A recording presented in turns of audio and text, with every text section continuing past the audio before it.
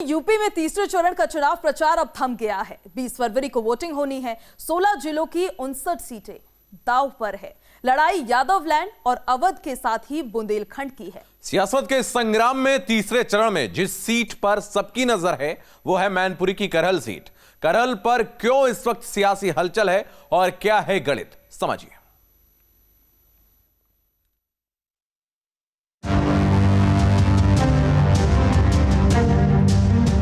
तीसरे चरण का चुनाव प्रचार थम गया है। तीसरे चरण की रैलियों का शोर अब बंद हो चुका है। चंद घंटों की गिनती है, उसके बाद 16 जिलों की 59 सीटों पर मतदाता कैंडिडेट की किस्मत का बटन दबा देंगे। लेकिन इन 59 सीटों में से तीसरे चरण में सियासी गर्मी सबसे ज्यादा जिस सीट पर है वो मैनपुरी की करहल है, जहां से अखिलेश यादव ताल ठोक रहे हैं। तो उनके सामने बीजेपी ने केंद्रीय मंत्री एसपी सिंह बघेल को उतारा है। करहल में मौसम बदल चुका है और सियासी तापमान आसमान को छूने लगा है। बीजेपी ने इस सीट से बघेल को उतारकर सपा के गढ़ में ही अखिलेश यादव को कड़ी चुनौती पेश की है।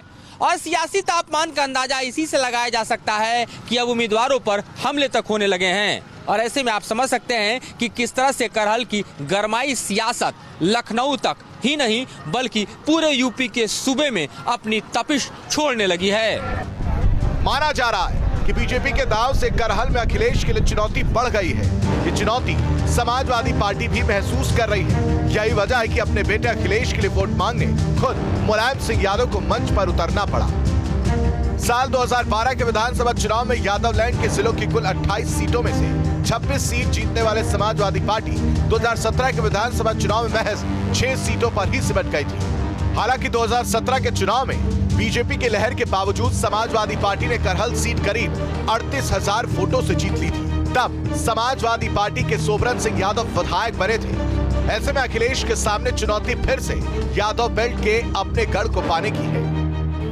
100% श्योर जीत रहे हैं। भारतीय जनता पार्टी यहाँ से 100% जीत रही है। अखिलेश यादव बहुत बुरे चुनाव हारेंगे, 50,000 तो चुनाव हारेंगे। बीजेपी को वोट करेंगे, इसीलिए करेंगे कि सुरक्षित रहेंगे। एक पार्टीवाद तो, परिवारवाद तो नहीं होगा, जातिवाद तो नहीं होगा। जो यादवों के टोटल गांव हैं वहाँ यादवों के बर्ड हैं ये कि 5/17 से पहले हमारी बहन बेटियां जो स्कूल जाती थी वो सुरक्षित नहीं थी। जब से बीजेपी गवर्नमेंट बनी है, योगी जी आए हैं, तब से एक भी लड़की हमारे क्षेत्र में किसी की मजाल नहीं जो नजर उठा के देख जाए।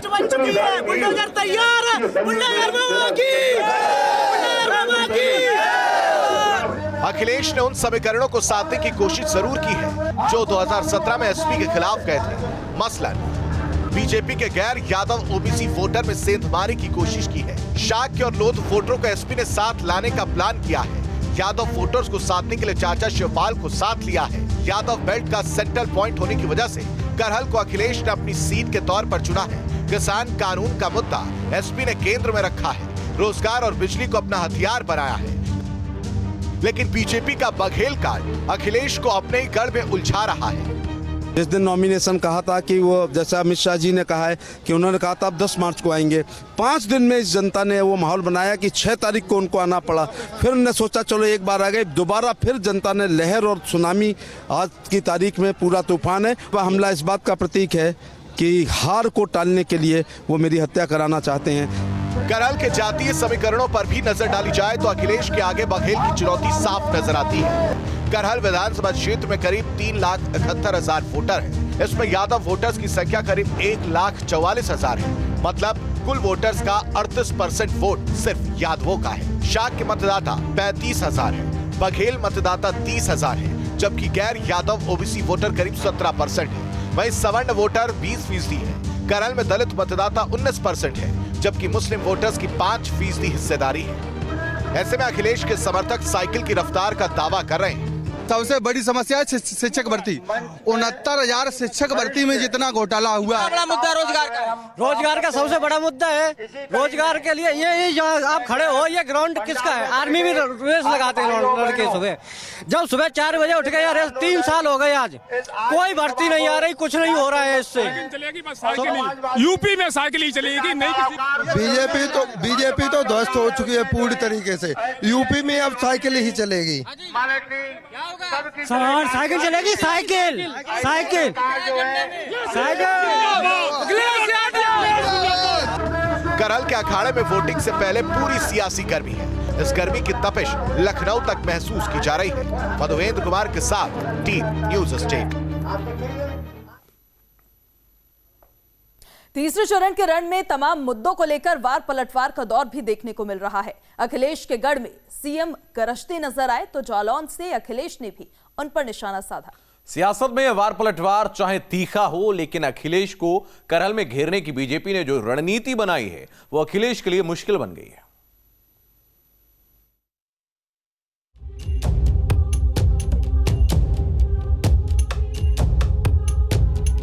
हम और आप लोग बीमारी के हर पालन कर रहे थे।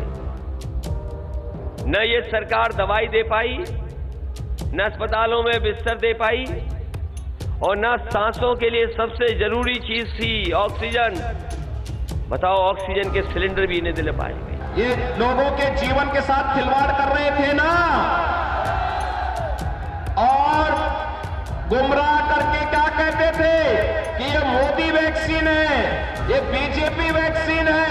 न जाने कितने लोगों की जान चली गई। अगर समय पर इलाज मिल जाता, समय पर दवाई मिल जाती, तो न जाने कितने लोगों की जान बच जाती।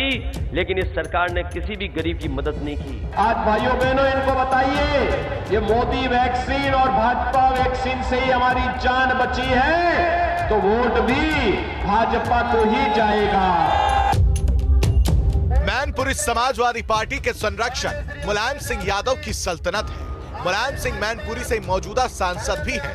ऐसे मुलायम की सल्तनत में मुलायम के बेटे को घेरने का बीजेपी और सीएम योगी ने पुख्ता प्लान बनाया है। चुनाव प्रचार के आखिरी दिन सीएम योगी मुलायम के अखाड़े में पहुंचे, रैली को संबोधित किया, समाजवादी पार्टी पर निशाना साधा। तुम लोग जो चाहो, जी ने कल यही कहा कि भाई ठीक है, तुम लोग जो चाहो तय कर लो, अपना विधायक चुन लो। दूसरा व्यक्ति बोला जा रहा है कि नाम बोल दीजिए, नाम बोल दीजिए। वो कह रहे कौन लड़ रहा है यहां से सपा का प्रत्याशी, मुझे तो पता ही नहीं है। अब ये दुर्गति हो गई हो कि बाप पुत्र का नाम न जान रहा हो। तो भाइयों बहनों, ये सपा की पूरे प्रदेश के अंदर की दुर्गति को भी प्रदर्शित करता है। सीएम योगी से एक दिन पहले केंद्रीय गृह मंत्री अमित शाह भी मैनपुरी में रहे। शाह से मुकाबले के तौर पर अखिलेश ने मैदान में खुद मुलायम सिंह को खड़ा कर दिया, जिसके आधार पर बीजेपी दावा कर रही है अखिलेश हार रहे हैं, लिहाजा मुलायम को मैदान में उतार रहे हैं। उनके पिताजी भी चाहते हैं अखिलेश यादव जी हार जाएं, चाचा शिवपाल जी भी चाहते हैं अखिलेश यादव जी हार जाएं, और वहाँ की जनता तो चाहती ही हार जाएं।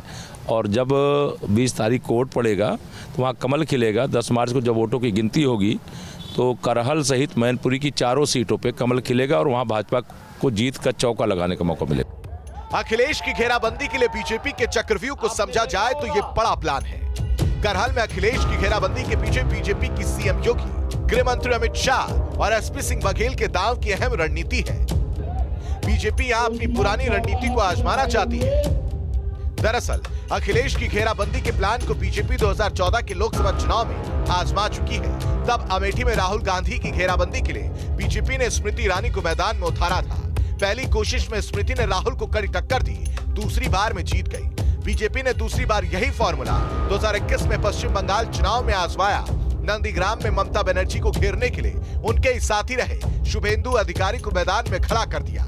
बंगाल में बीजेपी हार जरूर गई, लेकिन नंदीग्राम में ममता बनर्जी को जीतने भी नहीं दिया। बीजेपी इस रणनीति से अखिलेश को घेरने की रणनीति पर काम कर रही है। बता दें, एसपी सिंह बघेल भी मुलायम सिंह यादव के करीबी रह चुके हैं। अब भी वो मुलायम को अपना गुरु मानते हैं।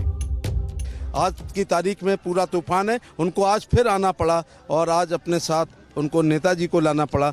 उनका स्वास्थ्य ठीक नहीं है। मुझे अच्छा नहीं लग रहा है कि अखिलेश यादव का जिस कप्तान के जहाज हैं वो जहाज डूब रहा है।